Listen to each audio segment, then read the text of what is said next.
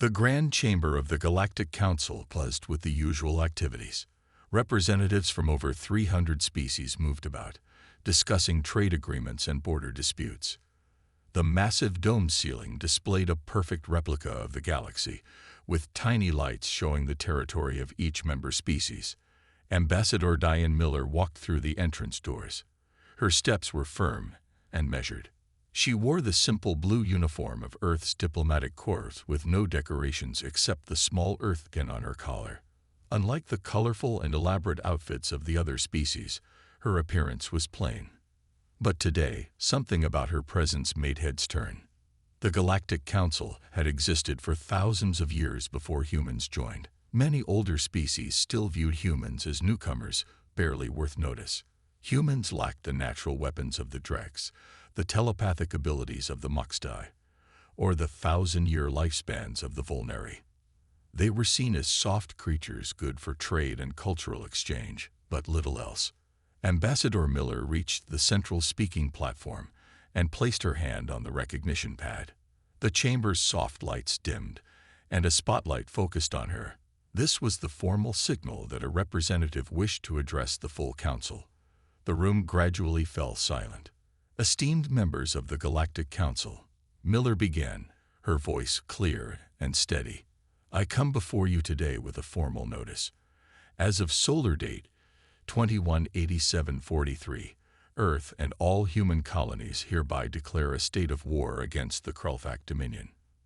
The translation systems relayed her words in hundreds of languages. For 3 seconds, there was complete silence. Then the chamber erupted.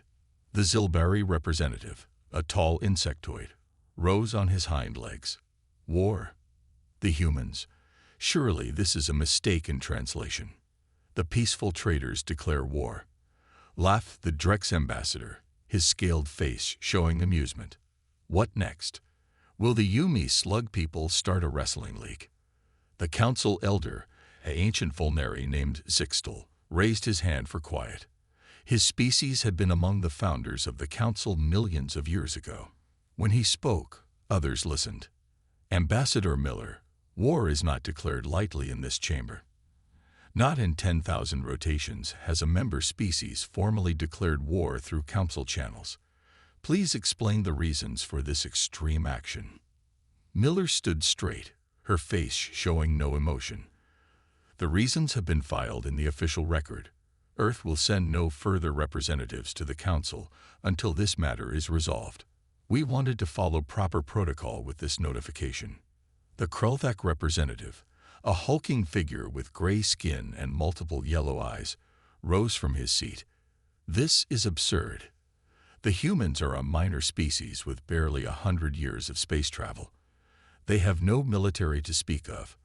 What imagined defense do they claim? Miller did not look at the Krulthak. She simply nodded to the council elder and turned to leave. Ambassador, called out the representative from the Moxtai, a species known for their wisdom. Please reconsider. Whatever the issue, the council can mediate. Humans have always valued peace. Miller paused at the doorway. Without turning, she spoke one last time. We valued peace. Now we value justice more. The doors closed behind her with a soft hiss. The chamber descended into chaos again. In his elevated seat, Elder Zixtal watched silently. Unlike the others, he seemed troubled rather than amused. He opened a small data terminal and typed quickly, searching through ancient records. Computer, he said quietly, access historical archives, restricted section Omega-7. Subject, Earth, pre-contact observations. The screen displayed a warning about classified information, then showed footage from early observation probes sent to Earth before first contact. Zixtal watched as primitive humans, in what would be considered ancient times, engaged in warfare across their planet. Computer, add notation to current council records, Zixtal said. Priority alert to all species. Do not underestimate the humans. They were not born peaceful. They chose peace. There is a difference. As the council argued around him, Elder Zixtal leaned back in his seat. He alone understood that the galaxy was about to learn a terrifying lesson about the species from Earth. 3 months earlier, the sun rose over Proxima Delta, casting a pale blue light across the research outpost. The small human settlement sat in a valley surrounded by tall purple trees. It was built to study the unique plant life that could survive the planet's harsh radiation levels. Dr. Olivia Reeves checked her equipment one last time. Today was special. A ship from Earth had arrived yesterday, carrying 25 kindergarten children and their teachers. The children would see alien plants and animals up close as part of their education. Olivia smiled, thinking of how her husband John would have loved to be here. But Admiral John Reeves was busy with his duties commanding Earth's defense fleet. "Dr. Reeves, the children are ready for the tour," said Captain Frank Howard, head of the outpost's small security team. The captain wore a simple uniform with a holstered stun pistol. Earth's treaty with the Galactic Council limited human weapons in space. "Wonderful. Let's not keep them waiting," Olivia replied, gathering her sample kit. Outside, the children formed a line behind their teacher, Mrs. Patel. Their excited voices filled the morning air as they pointed at the strange colors of the Proxima Delta landscape. "Remember, children, stay together and don't touch anything without asking first," Mrs. Patel instructed. Little Joey Mason raised his hand. "Will we see any aliens today?" Captain Howard laughed. "No aliens visit this far from the main travel routes. It's just us humans here." The captain was wrong. At that moment, 3 ships appeared in the sky. They were dark and angular, nothing like the smooth designs of human vessels or the common ships of the Galactic Council. Captain Howard's smile disappeared. He reached for his communicator. "Control room, unidentified ships entering our airspace.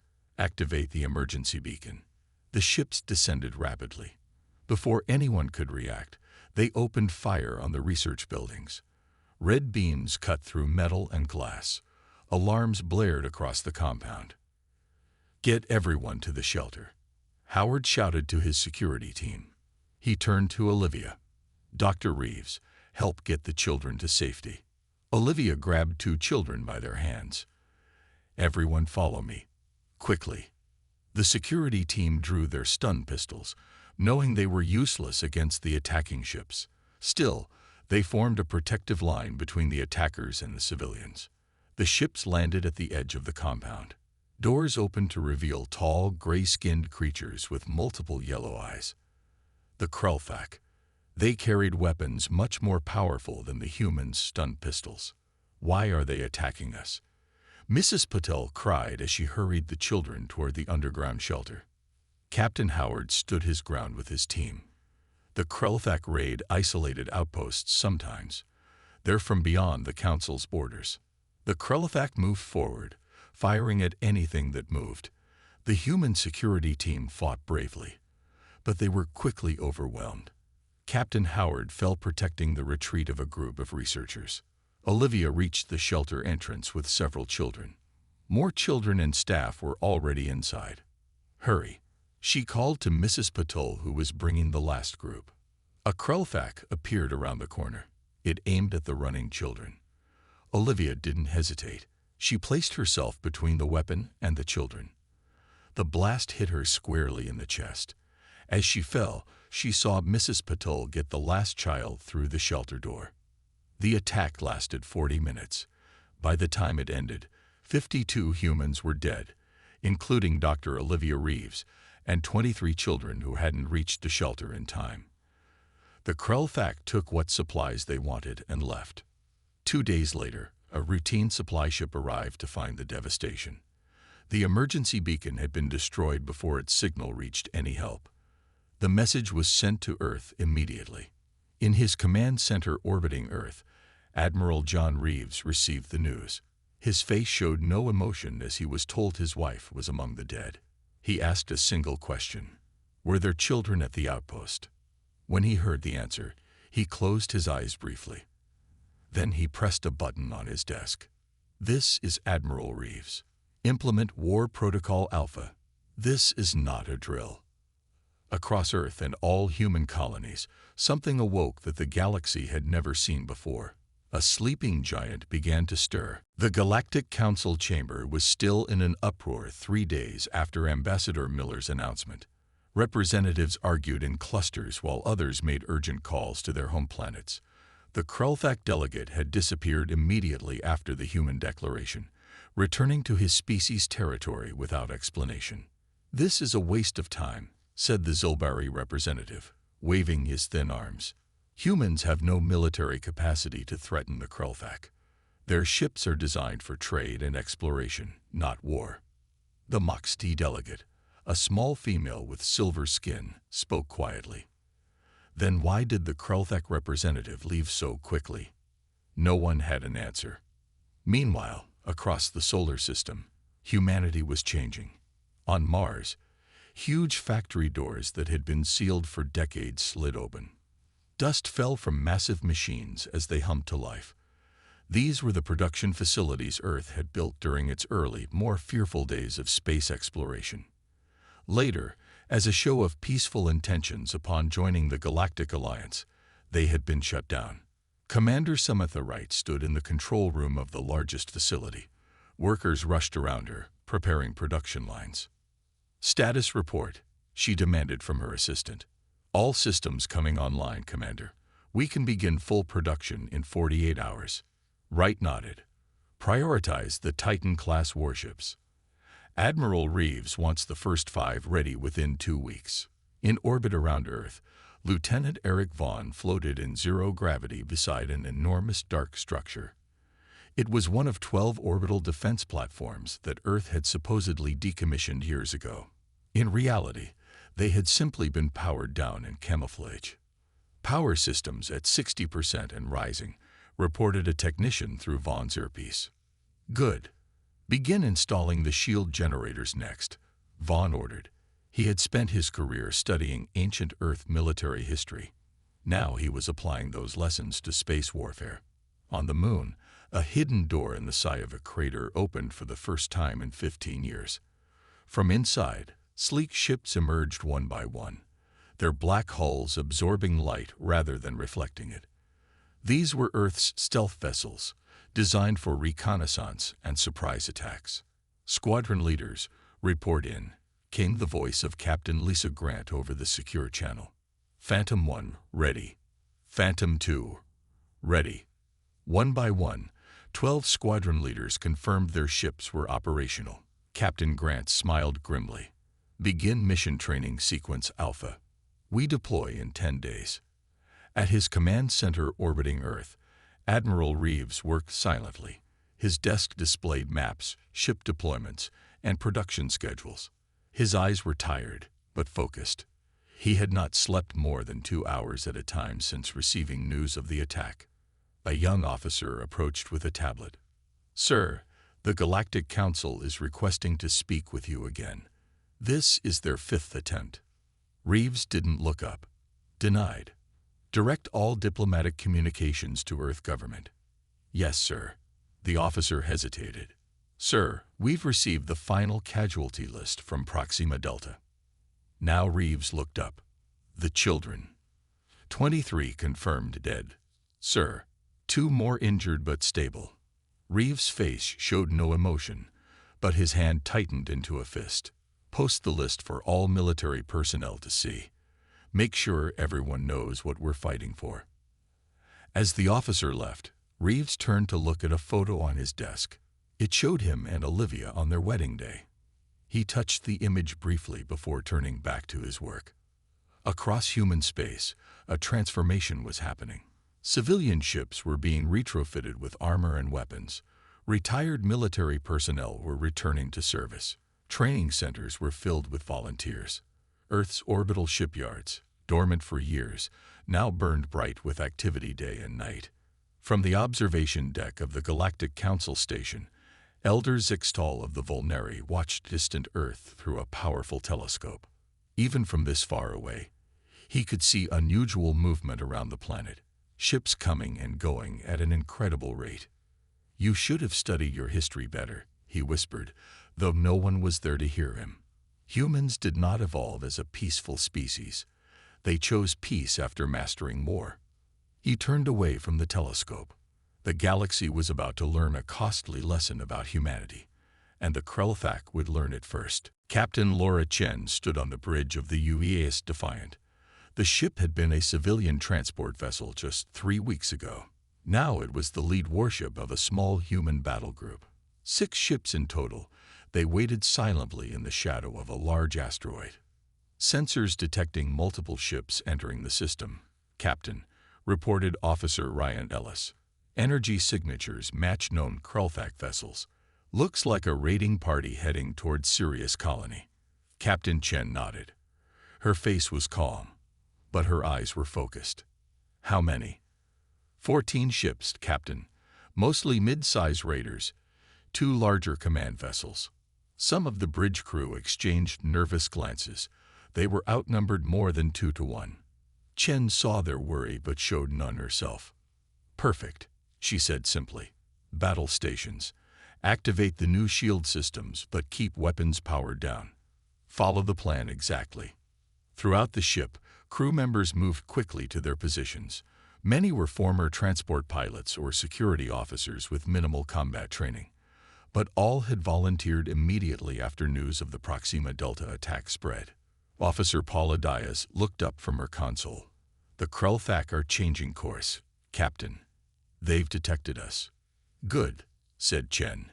Send the signal to all ships. Maintain formation and continue to look harmless.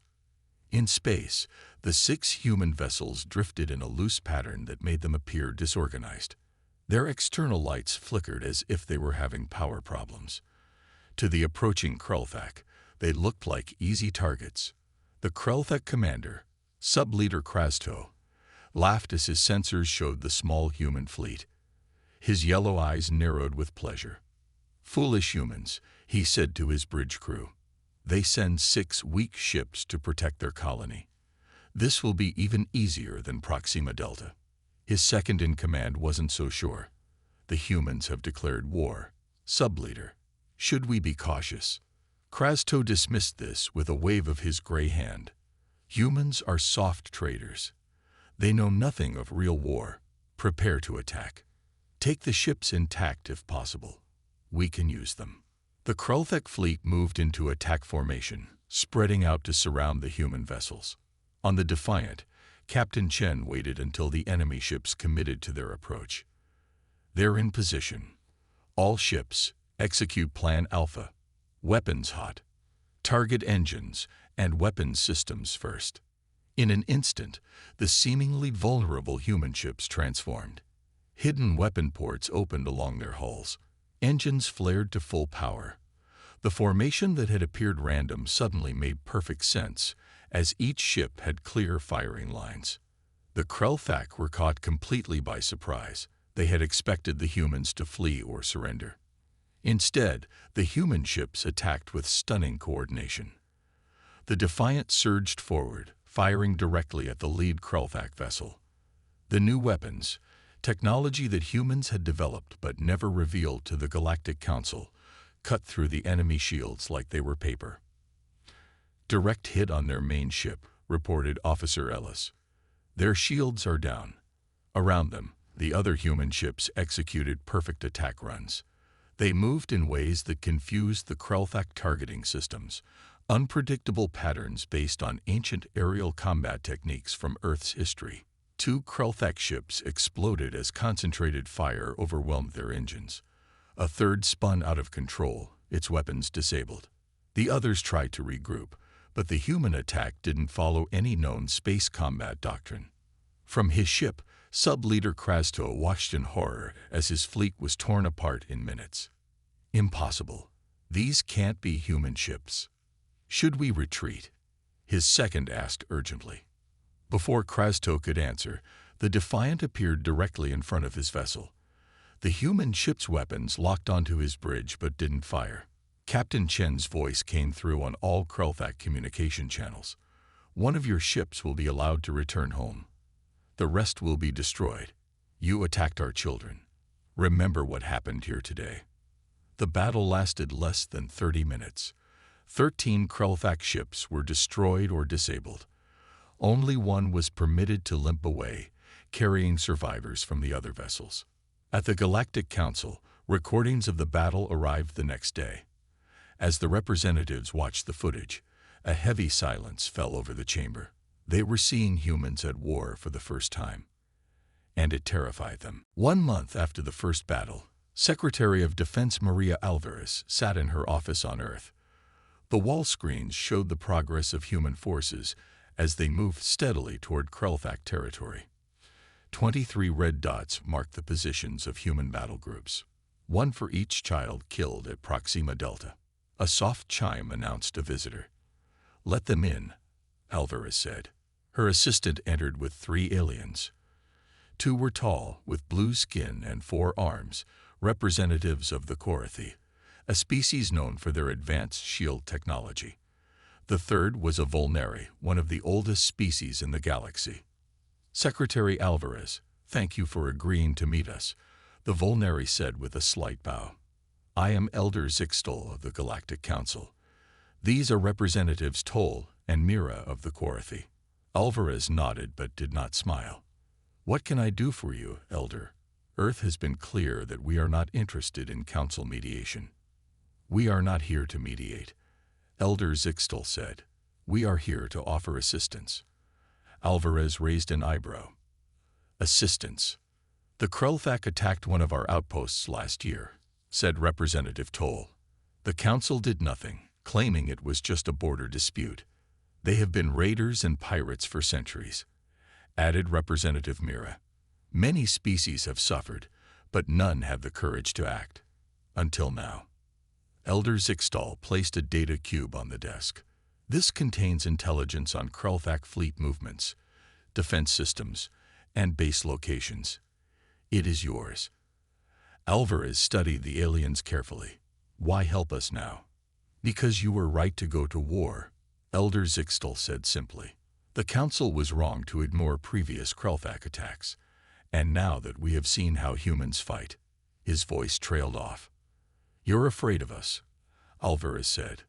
The Elder nodded. "Yes, but we also respect you. The Volneri fleet stands ready to join your forces." Alvarez picked up the data cube. "I will take this to Admiral Reeves. If your information proves useful, we may discuss further cooperation." After the meeting, Alvarez sent the intelligence directly to Admiral Reeves. His response came an hour later. Information verified. Valuable. Accept Volneri assistance. Assign Fleet Lord position to Kyle Martinez. Fleet Lord was the highest military rank in Volneri culture. No non-Volneri had ever held such a position. The message was clear. Humans would accept help, but they would lead. Meanwhile, in deep space, a human communication station received an unexpected signal. It was from the Krulfak High Command. "They want to open peace talks," said the station commander to Admiral Reeves via secure channel. Reeves' face showed no emotion on the screen. Their exact words: "They wish to resolve this unfortunate misunderstanding through diplomatic channels and ask for an immediate ceasefire." Reeves was silent for a moment. Then he said, "Send this response. We are not interested in negotiations. Unconditional surrender is the only acceptable outcome." News of the human response spread quickly through the galaxy. Many species were shocked by such a hard line. Others quietly approved. In a private meeting room on the Galactic Council station, representatives from 7 different species gathered secretly. Each represented a world that had suffered Krulfak raids in the past. "The humans have given us an opportunity," said the Drex representative, who had once laughed at the human declaration of war. He wasn't laughing now. "If we join their efforts, we can finally end the Krulfak threat." "But what about after?" asked a nervous Silvari. "If humans are this effective in war, what happens when they turn their attention elsewhere?" Elder Zixtal, who had joined the meeting, shook his head. "You still don't understand humans. They don't want war. They want justice." "How can you be sure?" asked the Zilvari. The Elder touched a control, and a hologram appeared showing children from various species playing together at a human school on Mars. Because while preparing for war they also did this, he said, they increased protection for all children in their territory, regardless of species. Humans fight fiercely because they value peace so deeply. One by one, the representatives nodded. By the end of the day, 6 more fleets had pledged to join the human cause. The galaxy was choosing sides, and the Krell-Thak were finding themselves increasingly alone. 3 months after the first battle, the combined human-allied fleet approached the Krell-Thak homeworld. Over 50 ships moved in perfect formation. Human vessels led the way, with Volneri, Korathi, and other allied ships following their commands without question. Admiral John Reeves stood on the bridge of the UES Retribution, the largest warship humans had ever built. His face was thin and his eyes tired, but his voice remained strong as he addressed the fleet. We have come to deliver justice, not just for humanity, but for all species who have suffered from Krell-Thak aggression. Today, we end their threat forever. On nearby ships, aliens and humans listened together. Many had lost family or friends to Krell-Thak raids over the years. All were united in purpose. As the fleet entered the Krell-Thak home system, long-range sensors detected unusual energy readings. Admiral, they've activated some kind of planetary shield, reported Officer Greg Winters. Our weapons can't penetrate it from orbit. At the same time, a message came through on all channels. The face of the Krell-Thak High Commander appeared on the main screen. His yellow eyes showed no fear, only cold calculation. "Human Admiral," he said in a harsh voice, "we have taken control of 3 outposts in the Andromeda sector. Each has 20,000 civilians. If you do not withdraw your fleet immediately, we will destroy them all." The bridge fell silent. Reeves' expression didn't change. "Open a private channel to Major William Taylor." A moment later, the face of a young human officer appeared on a side screen. Behind him, a small team of soldiers prepared weapons and equipment. "Major Taylor, is your team ready?" asked Reeves. "Yes, Admiral. Just waiting for your signal. The Krell-Thak have activated a planetary shield and threatened civilian outposts. We need that shield down." Major Taylor nodded. "We'll handle it, sir. For the children of Proxima Delta." "For the children," Reeves agreed quietly. "Good luck, Major." While the main fleet maintained position, a small stealth ship separated and moved toward the dark side of the Krell-Thak planet. Inside, Major Taylor and his special operations team prepared for what many would consider a suicide mission. "This is a one-way trip, folks," Taylor told his team of 12 soldiers. "The shield generator is heavily guarded.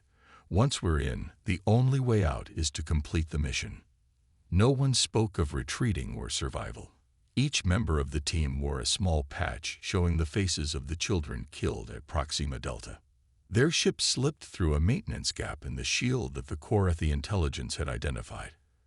They landed in a remote area and moved quickly toward the main shield generator complex. The first Krell-Thak patrol didn't see the humans until it was too late. Taylor's team used silent weapons to take them down without raising alarms, but as they approached the main facility, they were spotted. "We've lost the element of surprise," said Sergeant Lucy Newman as alarm sirens blared across the complex. "There must be hundreds of guards inside." Taylor checked his weapon. "Then we do this the hard way. All teams, full assault. Primary objective is the shield generator control room." What followed shocked even their allies watching through helmet cameras from orbit. The human soldiers fought with a determination and ferocity that seemed impossible. When their advanced weapons ran out of ammunition, they used simpler ones. When those were gone, they fought hand to hand. From the Retribution, Admiral Reeves watched the feed. A Volneri officer beside him turned away, disturbed by the humans' intensity in close combat. "Your warriors fight like nothing I've seen in 1,000 years, the Volneri said. "We're not warriors," Reeves corrected him quietly.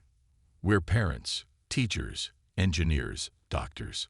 We're just people who will do whatever necessary to protect our children and our future. On the planet, Major Taylor reached the control room with just 4 team members still alive. His arm was broken and blood ran down his face, but he entered the final commands to disable the shield.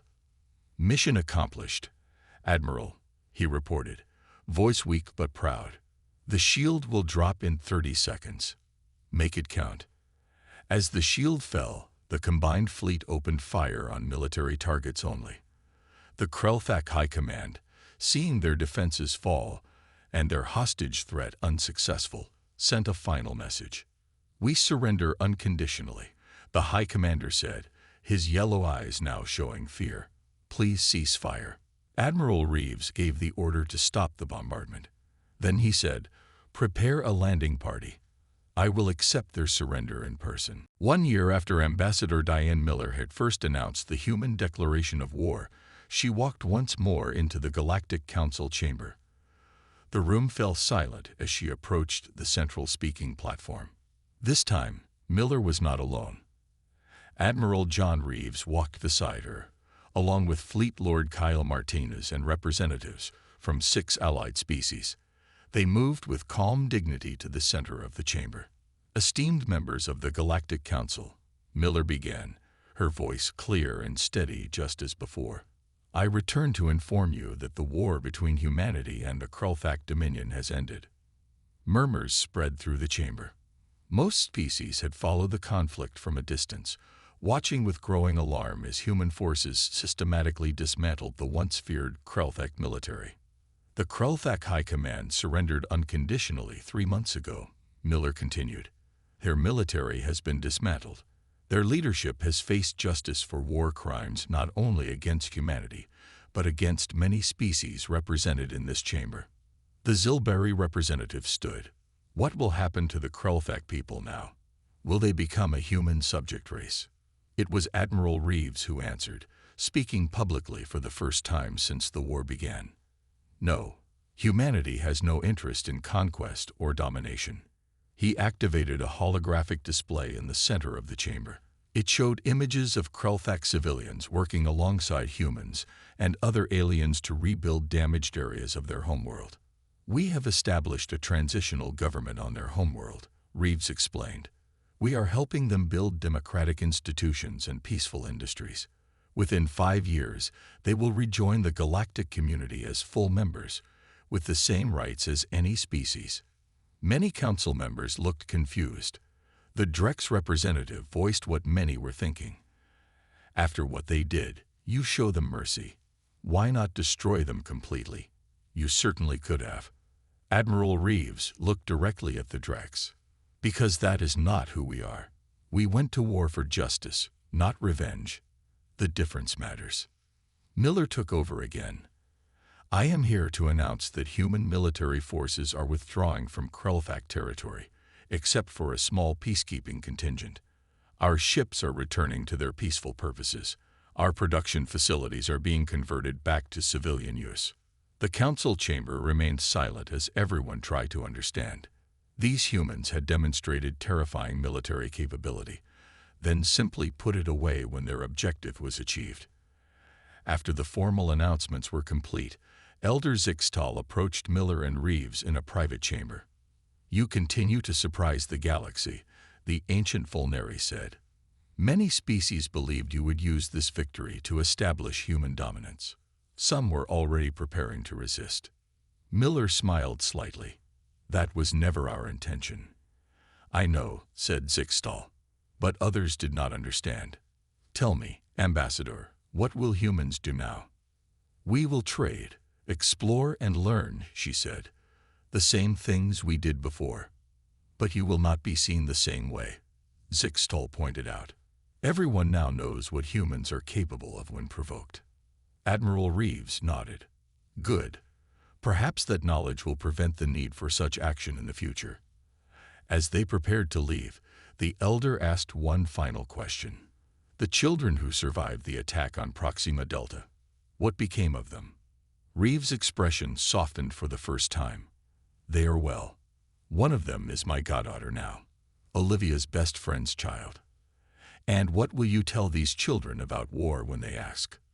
The truth, Reeves said, that we fight when we must, but we prefer peace, that we can be terrifying enemies, but we would rather be friends, that there is no glory in war, only necessity.